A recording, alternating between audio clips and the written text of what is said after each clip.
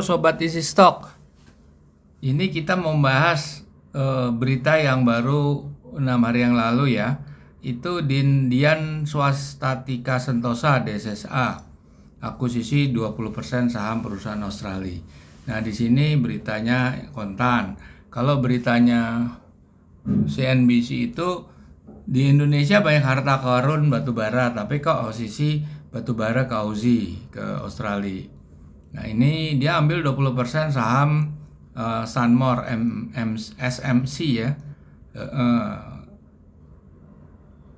Nah, ini dampaknya gimana nih dia?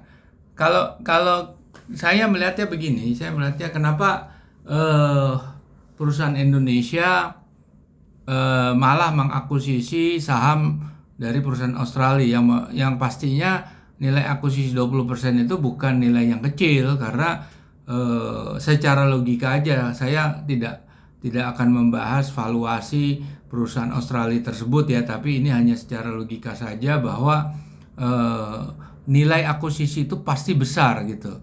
Dan ini kan dibilang akan dituntaskan di akhir tahun ini gitu ya. Jadi pertanyaannya kenapa artinya apa alasan, what's the reason behind dia acquire Australian Coal Company gitu kan. Nah, kalau secara ini saya juga bisa sampaikan bahwa DSSA ini menargetkan pasar Eropa dan Amerika. Karena dengan adanya perang Rusia-Ukraine ini batu bara jadi menjadi langka, karena produksi terbesar di dunia salah satunya itu ada di Rusia dan di Ukraine, atau di Rusia lah terbanyak. Bukan di Rusia, maksud saya gini, maksud saya produksi gas yang salah satu terbesar di dunia itu ada di Rusia. Dengan dia embargo, artinya negara-negara NATO, sekutunya Amerika yang mendukung Ukraine, itu harus mencari alternatifnya kemana ya, ke batu bara. Nah, batu bara di Indonesia ini punya kendala untuk masuk ke Eropa. Satu, mungkin dari kandungan kalorinya. Kedua, mungkin dia terikat dengan kontrak-kontrak yang sudah ongoing. Ini kan pernah disampaikan oleh bosnya Adaro, Boy Thohir ya. Nah, ini nggak semudah itu gitu, dan mereka juga sangat concern sebagai prasyarat adalah infrastruktur, karena mereka juga akan apply suatu garansi, back to back garansi ya. Kalau tidak bisa memenuhi, berarti mereka akan melakukan penalti, seperti itulah.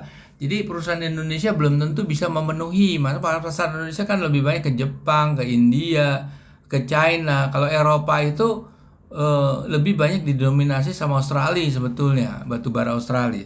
Sekarang kita mau lihat DSSA itu dari sudut valuasi fundamental ya. Fundamentalnya Benjamin Graham ya, yang melalui bukunya Security Analysis dan Intelligent Investor. Ini Anda bisa peroleh dengan mendownload Google Play Store, yaitu Easy Stock. Easy Stock itu akan menunjukkan nilai wajar daripada DSSA. Oke, kita buka dulu ya Easy Stock. Seperti ini. Nah, sebelumnya saya akan menunjukkan satu fasilitas dari Easy Stock, ada Best Stock Selection. Best Stock Selection kita akan memilih sektor energi. Energi kita memilih sektor subsektornya coal production. Kalau DSSA jelas coal production ya, karena dia punya konsesi ya. Nah, dari situ sebelumnya kita akan memilih yang under value. Oke, kita milih under value, kita klik. Ada DSSA di sini.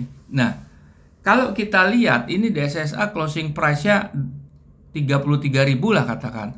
Harganya bisa naik ke 135.000. Ini luar biasa, 4 kali sampai 5 kali valuasinya. Apa yang terjadi? Kita buka di sini. Laporan keuangan Q1 ya. Growth-nya itu konservatif loh, 2,75 loh. Nah, tetapi karena kita lihat di sini, current asetnya dia itu bisa nutup semua utang, malahan masih punya surplus yang tinggi.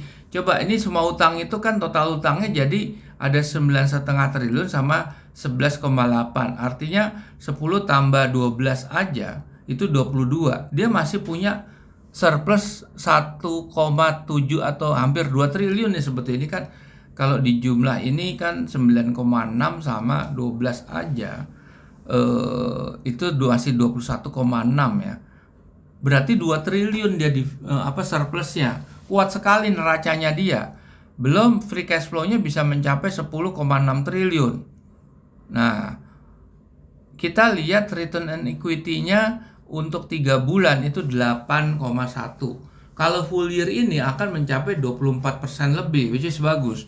Profit marginnya juga bagus, 23%. Debt equity-nya di bawah 1. Working capital-nya di atas 2, hampir mencapai 2,5. Ini bagus, di saham ini bagus. Coba kita lihat ini ya grafiknya ya.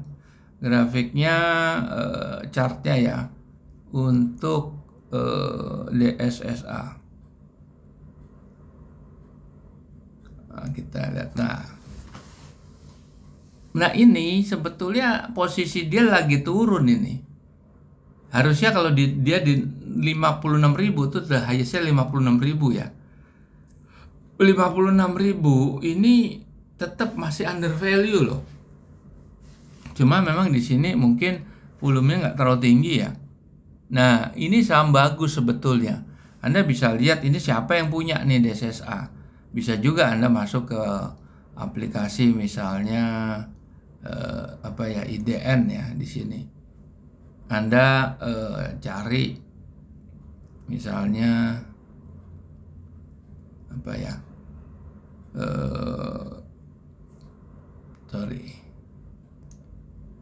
Anda cari DSSA. Nah, DSSA seperti apa? Manajemennya siapa? Nah, ini pemiliknya nih.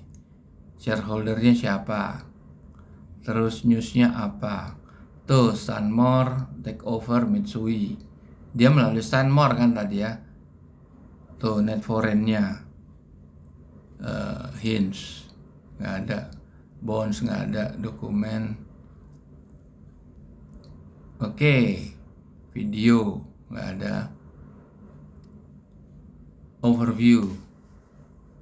Nah, kalau lihat dari sahamnya memang turun, dia lagi turun. Nah, tetapi ini perusahaan secara valuasi bagus gitu. Oke, kita nanti akan bahas saham-saham yang lagi hits, yang ada berita newsnya yang hot news. Silahkan bisa Anda beri komen di channel ini kalau Anda ingin dibahas saham-saham yang memiliki hot news. Baik, terima kasih. Sampai jumpa.